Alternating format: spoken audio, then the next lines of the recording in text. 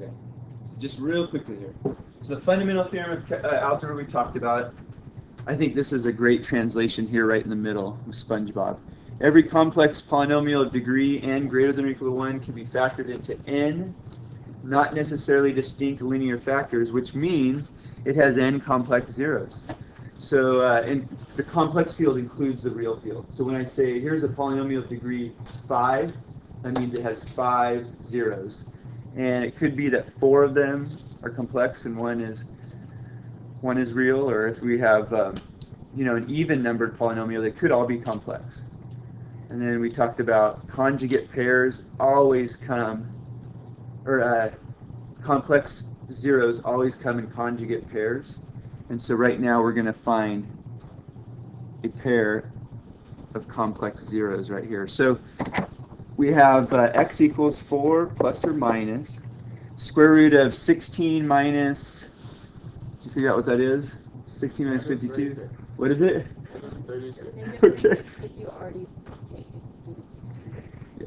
So negative 36 and then over 2. And then this equals 4 plus or minus 6i over 2, which equals 2 plus or minus 3i. That's right. So those are my two complex zeros. 2 plus or minus 3i. You did a lot of that now, probably. So those are my zeros. We could write zeros by this. And so if those are my zeros, what are my factors going to look like? We better make our parentheses fairly large. Huh?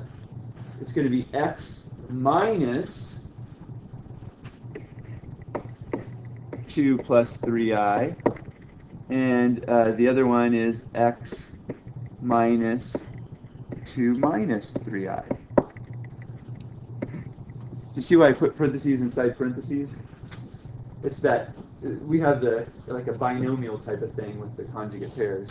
So if you clean that up, if we clean this up, move this down a little bit. We have x equals, let's see, my factors are x minus 2 minus 3i and x minus 2 plus 3i. And I have factors and zeros now. That's it. Factors and zeros. Any questions on that?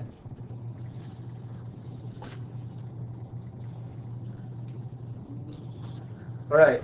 Next one is x to the 4th minus 16. And you need to understand there's lots of different ways to solve this. You could go through the rational root theorem and stuff, but when I see this, I see a difference of squares. Do you see a difference of squares? That's helpful if you do. Because if we treat this as a difference of squares, we set this equal to 0. Remember, we're trying to find zeros, and then from the zeros, we'll write the factors. I have x squared minus 4, x squared plus 4. Those are my two factors. And then, if I wanted to factor this further, or, let's just think of it as finding the zeros. Let's do that first. I can set x squared minus 4 equal to 0, or x squared plus 4 equal to 0. Right? So start with your difference of squares factoring. Now solve this on the left. This is going to tell me x equals plus or minus 2. And over here, what's this going to be? Plus or minus 2i. That's right. So maybe we'll write down, I have x squared equals negative 4. When I take the square root of negative 4, x ends up equaling plus or minus 2i. So these that I'm circling right now are my 4 zeros. Okay? And then what I need to do is translate those zeros into factors. So what are my 4 factors?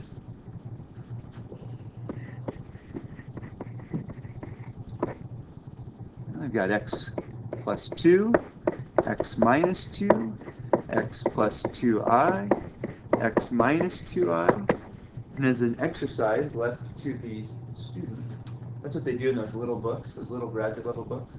So they'll state theorems and they'll say, as an exercise left to the reader, prove this. That's how they keep them so small. Although the price isn't any less. I don't quite get that. Never works out that way. It's quite a racket. Textbooks in college, you'll see. It's coming soon. So there they are, factors and zeros. So is that okay on those two? Yeah. So it says, going the other direction here, find a polynomial of degree 4 with real coefficients such that 1 is a 0 with a multiplicity of 2 and negative 4 plus I is a 0. So it's like, okay, I have two factors. So it's such that 1 is a 0. So two factors just based on that 1. It's x minus 1 squared. And then we're going, okay, this has to be degree 4. We've got two factors from the 1 as a 0. We're given one other 0. It's x minus and then negative 4 plus I. But we know from the theorem up above that they always, the complex zeros always kind of conjugate pairs, right? So what's the other? X minus, and then a lot of students want to change this sign. Don't change this one. Yeah, I do this. I will probably do the same thing. But it's negative 4 minus I. It's just a natural thing to do to change it. So you have to catch me on that. But only change the sign in between the real number and the imaginary part. So there it is. And then let the games begin. You ready? Yes, sir. Hannah knows what we're going to do. You just realized what we have to do next. We have to Yeah. Oh. Okay, so this one's easy. It's a perfect square. We square the first. We square the last. And then what do we do to get the middle? We multiply them and double it. Yeah. So multiply these. You get negative x and double it. It's minus 2x. Okay, if you don't see that, you can go ahead, another exercise left to the reader. Demonstrate that x minus 1 squared equals this by writing x minus 1 times x minus 1 and doing FOIL. Okay. And then here, before I even multiply these out, I'm going to need to do something here. I need to clean this up. So x plus 4 minus I, and then here I have x plus 4 plus I. Okay. So let's forget about this for now, and let's go ahead and take care of this guy. You ready? X times x is x squared. X times 4 is 4x. X times I is xi. Okay, moving to the 4. 4 times x is 4x. Do you see what I'm doing? Distributive property. 4 times 4 is 16. 4 times I is 4i. All right. And then now moving on to the negative I term. Negative I x, or minus xi. Minus 4i minus I squared. Phew. I still have the x squared minus 2x plus 1 out here. Eventually we're going to multiply that by this thing. Let's see what happens with this thing. By the way, negative I squared. So we have negative I squared. I squared equals negative 1. So what does this term right here become? Plus 1, yeah. So this becomes plus 1, okay? Do that right there. What else do we have? Ooh, look at this. Things are starting to look up. Oh, look at this. What happened to all of the i's? They're gone. They're gone. So what is the polynomial I have left? Here I have x squared minus 2x plus 1 times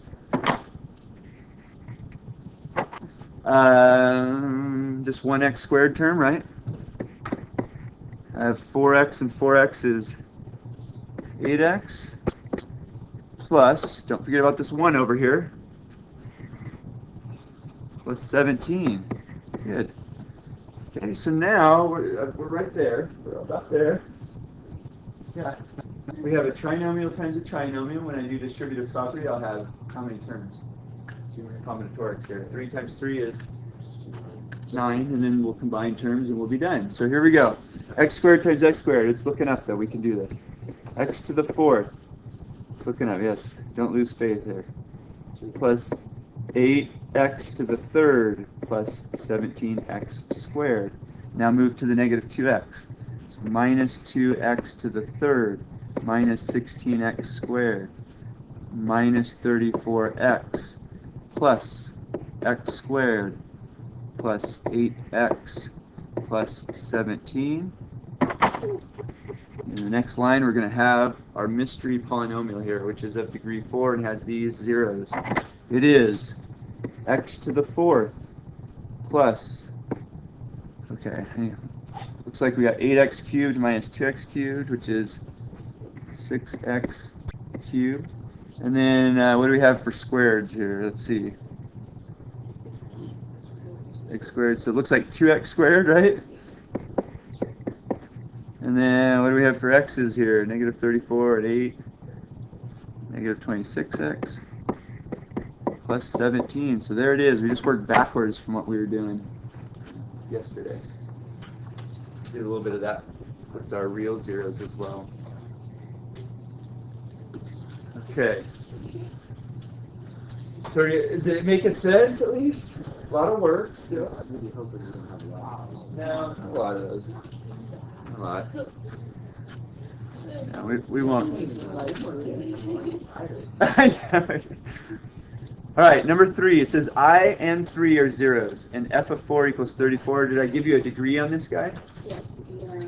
Degree 3. Okay. So let's build this thing up. If I is a 0, that means x minus I is a factor, and also x plus I is a factor. And x minus 3 is also a factor. So there's what we have. Let's deal with the 2 complex ones first. So x times x, oh, by the way, what's going to happen to the middle terms here? This is like a difference of square. They cancel out. So it's x squared minus I squared times x minus 3. And x squared minus I squared becomes x squared plus 1. Is x minus 3. Okay, let's go over here. All right, and then x squared times x is x to the 3rd minus 3x squared plus x minus 3. Now, I threw in something else there. There must be a reason why I did that. I said that f of 4 equals 34. Because, see, you need to understand, when we build these polynomials, it's like this is a base polynomial. It could be any multiple of this. It could be stretched, things like that change. So that's the case here. This one is not quite right. So let's see what happens. If this equals f of x, what do we get when we do f of 4 here? Let's see what we get. If we don't get 34, then we need to adjust this appropriately, okay? Because this is telling me when I plug in 4 to this polynomial, I should get 34. So let's see what happens. This is 4 to the 3rd minus 3 times 4 squared plus 4 minus 3. So we got 64 minus 48. I'm just doing the arithmetic here. This is 64 minus 16 times 3 is 48. 48, 58. So that's 16 plus 4 is 20 minus 3 is 17. So I get 17 equals f of 4. That's just falling a little short. What do I need to do with this? Double it, yeah. Double it, why? Yeah, it's not, if I double this whole, if I just multiply the whole polynomial by 2, it will give me 34 when I plug in 4. So my actual polynomial, I called that one f of x, so g of x is going to equal double that. 2x cubed minus 6x squared plus 2x minus 6. So if I just multiply this whole thing by 2, I'm just distributing the 2 out, and I have it.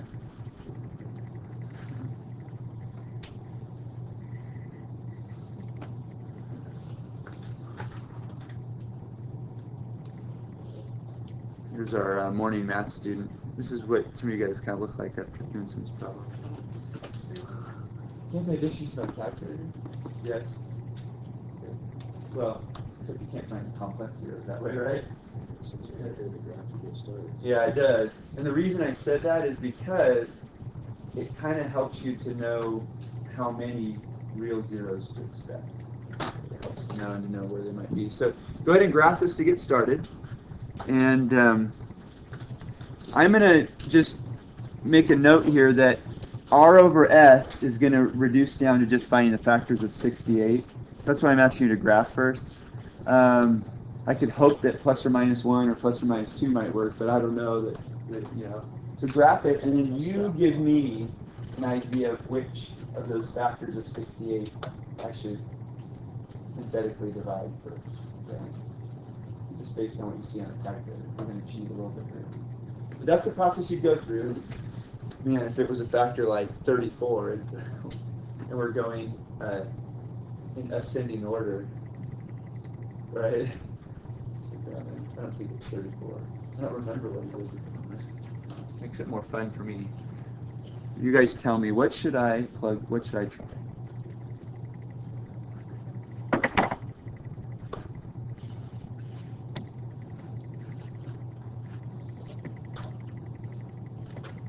Okay, so based on your graph, it looks like 2 works. So let's just try 2 here.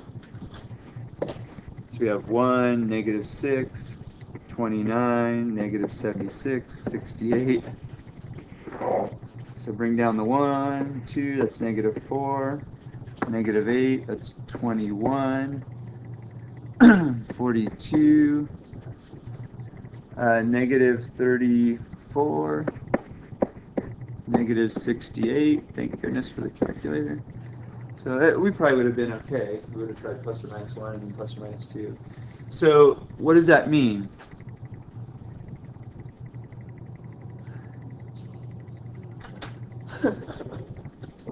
Two is a factor, yeah. So am I asking you to find zeros and then also the factor?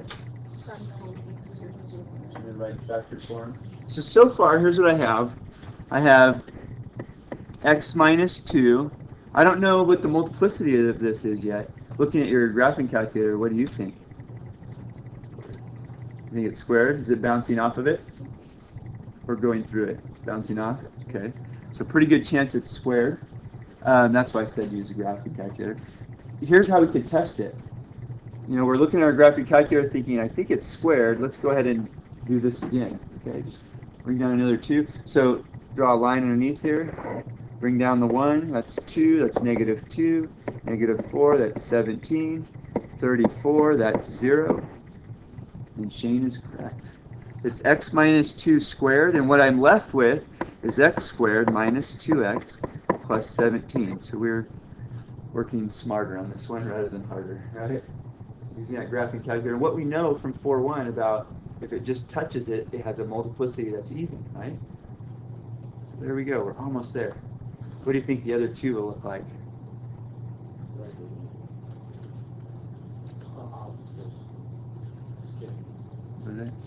Think they're going to be real, or are they going to be complex? I think they're complex. Okay, so take this x squared minus 2x plus 17. Let's use the quadratic formula. So x equals opposite of b plus or minus square root of b squared minus 4 times a is 1 times c is 17 all over 2 times 1.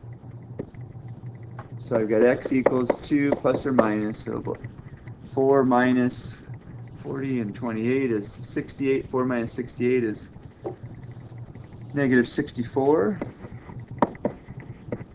over 2. So x equals 2 plus or minus 8i over 2.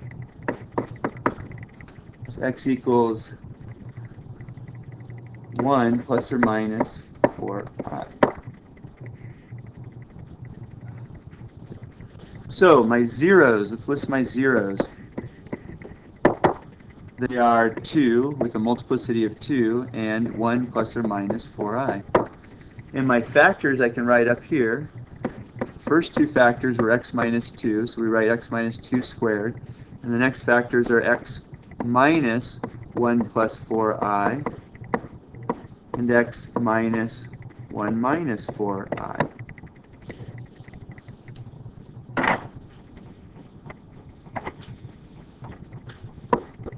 And so it's x minus 2 squared.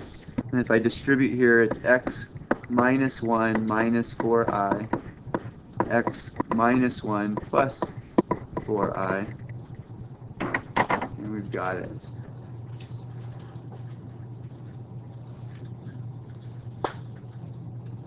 Factors and zeros. What do you think? We're on schedule. Tomorrow I want to review with you, put all this together and practice using the rational loop theorem to factor third and fourth degree polynomials. I'll throw some at you. You won't know which field of numbers you're in. If they're all going to be real, if they're going to be complex and real. Just graph it, figure it out. There'll be some stuff you'll have to do without your graphing calculator. So, all right. That's the plan. We'll review tomorrow. Quiz on Friday on this stuff.